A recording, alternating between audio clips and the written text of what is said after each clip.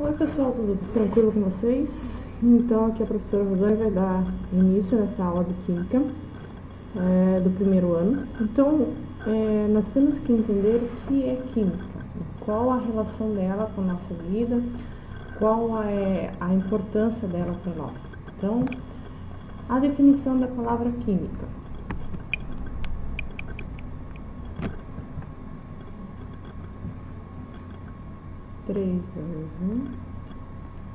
Oi pessoal, tudo bem? Então a professora Rosane vai estar dando continuidade. Eu vou estar dando uma introdução para vocês e falando sobre química. O que é química, qual a importância que ela tem para a nossa vida, qual o desempenho, qual o papel fundamental dentro daquilo que a gente vive na nossa sociedade. Então a definição de química, ela vem ser uma ciência e ela tem uma estrutura que ela estuda, que são as substâncias. Essas substâncias, elas possuem composições e propriedades diferentes umas da outra, tá? Então, essas propriedades diferentes de matéria. E elas se transformam e variam nessa transformação a sua energia. Então, a definição, uma das possíveis definições de química seria essa, tá? Ela também presta uma contribuição para a humanidade muito essencial, tá? Na busca de mudanças, aprimoramento na produção de alimentos, de medicamentos, de roupa, moradia, na transformação das várias formas de energia, na busca de matérias-primas melhores, tá? Na busca também, na melhoria também dos transportes e não deixando das comunicações. E a gente pode até salientar que ela não se envolve somente com essas áreas, ela é muito mais abrangente que isso. Ela está praticamente envolvida em todas as áreas que nós temos conhecimento. E aí, a química, ela tem uma parte muito interessante que é a matéria e a energia. E aí, o que despende, o que é essa matéria e energia? Então, matéria é tudo que existe e ocupa um lugar no espaço, sendo que ela possui massa e volume. Então, tudo que está na sua volta é matéria. E a matéria, ela é muito interessante porque ela tem um estado de agitação. E esse estado de agitação, ela se dá por um movimento que gera energia envolvida nessas substâncias, causando, tá? Dando uma influência na forma que a matéria se apresenta. Então, isso aqui está bem relacionado quando nós fervemos água, quando nós congelamos água. Todas as transformações químicas dentro, por exemplo, de uma cozinha, está envolvido química, tá? Algumas vezes dá certo e algumas vezes não. Nós temos os 3 estados físicos da matéria, tá? Então, ali nós temos o primeiro, que é o sólido. Nesse caso, nesse estado em específico, as partículas, elas se formam e essa substância, ela... No caso, nessa união, elas ficam fortemente unidas.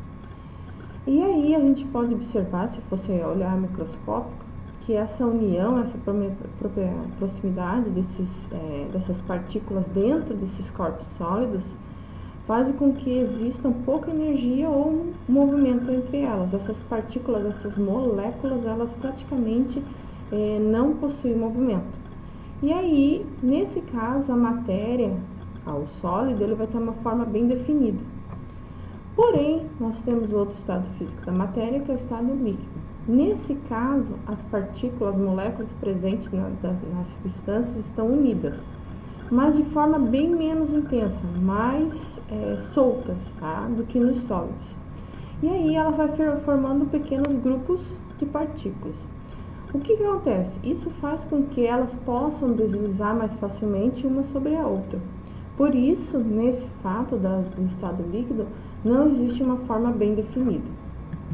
Já nós temos o outro estado físico da matéria, que é o estado gasoso. Nesse, a matéria está totalmente desprendida, quer dizer, totalmente solta uma da outra, livre e independente. Que aí a gente pode salientar que essas substâncias gasosas, elas ocupam todo o espaço no qual elas ficam confinadas, que elas ficam guardadas. E aí a gente dá essa forma chamada de volume. E aí elas não possuem forma definida, a não ser que estejam dentro de um ambiente confinado. Aqui nós temos um desenho para demonstrar para vocês, tá? De uma forma bem didática, quando nós temos estado sólido, líquido e gasoso. Vocês observem que esses pontinhos pretos são a matéria de qualquer substância. Então, no estado sólido elas estão mais unidas, no estado líquido elas estão menos unidas e no estado gasoso elas estão totalmente dispersas. Dentro desse estado físico da matéria, quando passa do sólido para o líquido, do líquido para o gasoso e vice-versa, nesse caso, eles recebem nomes. Então, quando nós temos do estado sólido e ocorre, por exemplo, descongelamento, tá? Do estado sólido para o líquido, ocorre o processo de fusão. Agora, quando nós estamos no estado líquido para o gasoso, nós damos o nome de vaporização. Quando vai do gasoso para o líquido, liquefação, e quando vai do líquido para o sólido, solidificação, tá? Só que a gente tem que lembrar que para ir do sólido para o gasoso, há um aumento de temperatura, e do gasoso para o sólido, há uma redução de temperatura. E quando ocorre a passagem do estado gasoso para o sólido e do sólido para o gasoso diretamente, sem passar pelo estado líquido, nós damos o nome desse processo de sublimação. E aí, a gente está falando de moléculas, então a gente pode lembrar, nós podemos lembrar dos átomos que estão presentes dentro das substâncias. E a palavra átomo, ela tem origem grega, tá? Que vem a de não, tomo de divisão, então uma não divisão. E aí essa definição ela foi despendida para descrever uma parte indivisível da matéria, quer dizer que não ocorre divisão, que estaria presente em todas as substâncias. É a menor partícula capaz de identificar um elemento químico e participa de reações químicas. Então o átomo ele tem muita importância. Só que nós tivemos modelos atômicos, até nós descobrimos e chegarmos no modelo atômico de hoje, nós tivemos vários cientistas que desenvolveram modelos atômicos para chegar no mais preciso que nós temos hoje. Então, nós podemos citar o Dalton. Aí ele diz que o átomo poderia ser considerado como uma esfera sólida e contínua, indivisíveis, tá? Sem divisão, e indestrutível, que não poderia ser destruído, tá? Nesse caso, o modelo atômico dele foi conhecido como bola de bilhar. E aí, um outro cara que estudou também, que fez um modelo atômico, foi o Thomson. Ele viveu entre 1856 e 1940. Só que em 1904, após a descoberta dos prótons e dos elétrons, ele formulou um novo modelo atômico. Esse modelo atômico, nesse caso, tá, teria em seu interior o átomo em questão, os prótons e os elétrons. E o conjunto seria totalmente neutro. E aí, esse modelo atômico ficou conhecido como pudim de passas, porque aí a gente ficava com os elétrons parecendo que estava fluido ao redor do átomo. Um outro modelo atômico, um outro cara que estudou, que demonstrou um modelo atômico, foi Rutherford. Tá? Nesse caso, o átomo apresentaria duas regiões bem específicas, o núcleo e a eletrosfera. E aí ele dizia que os elétrons giravam em torno do núcleo, que se encontravam ali os prótons. E aí o modelo atômico de Rutherford, ele lembra muito o nosso sistema solar. Até tem um desenho ali para vocês verem ali. Ele está bem próximo já do que é hoje o nosso modelo atômico. Aí nós temos o modelo atômico de Bohr. Tá? Aí ele chegou numa outra conclusão, que nós tínhamos prótons e elétrons, mas aí ele colocou que nem todos os elétrons possuíam a mesma energia. Por esse motivo, os elétrons situavam-se em distância diferentes do núcleo. Assim, o que aconteceu? A eletrosfera foi dividida em níveis, eu sempre digo que foi dividida em camadas, que nem camada de cebola, temos as camadas, e dentro das quais se situam as órbitas. Elétrons possuem órbitas bem determinadas, que são como aviões que devem voar numa determinada direção e altitude. O que isso quer dizer? Então, nós temos ali o desenho ao lado, tá, desse modelo atômico. Então, vamos ver ali no meio nós temos o átomo e temos a camada K, L, M, N, O, P, Q. Quer dizer que cada camada daquela ali suporta, no máximo, uma quantidade específica para aquela camada. Eu sempre falo para os alunos que são caixinhas que eu distribuo. A minha primeira caixinha, ela só tem uma quantidade de 2 elétrons. A camada L, a minha caixinha L, que é uma caixinha diferente, ela só cabe no máximo 8. Na caixinha M cabe no máximo 18. Na caixinha N, 32. Na caixinha O, 32. Na caixinha P, 18. E na caixinha Q, mais 8. Então, eu não consigo colocar, porque senão eu vou passar do limite dessas caixinhas. Então, esse modelo de Bohr, fica bem claro que esses elétrons, eles têm a especificidade as características diferentes nas suas camadas. Aí, nós chegamos no modelo atual, a partir do que ele colocou, tá? É formado, então, o átomo é formado por duas partes, um núcleo. Dentro desse núcleo nós temos os prótons e os nêutrons, e descreve a massa do átomo. E uma eletrosfera, que está ao redor do núcleo, na qual nós encontramos os níveis energéticos que a professora acabou de falar lá, K, L, M, N, O, P, Q, são chamados de níveis energéticos. E aí, como a gente deu o nome de eletrosfera, ao que se encontra ao redor desse núcleo, os elétrons, tá? E aí nós temos um desenho aqui para vocês verem. Então, nós temos o núcleo. Dentro desse núcleo, então, nós temos os nêutrons e os prótons. E ao redor dele, nessas camadas, ó, vocês podem ver que no primeiro círculo ali, nós só temos duas bolinhas, que são representados 2 elétrons. Nas próximas camadas, temos 8. E assim sucessivamente, tá? Aí vale lembrar uma coisa. Ele falou ali os nêutrons. Os nêutrons estão junto com os prótons dentro do núcleo. Um corpo neutro é diferente, ele possui o mesmo número de prótons e elétrons, tá? E aí nós temos que lembrar que elétrons são cargas negativas e prótons são cargas positivas.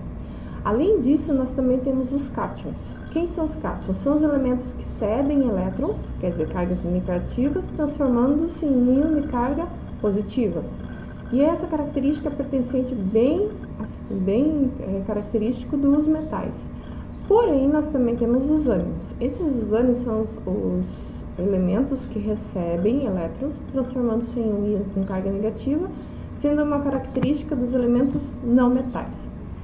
Uma outra coisa que nós temos dentro da química é o número atômico, que é representado pela letra Z.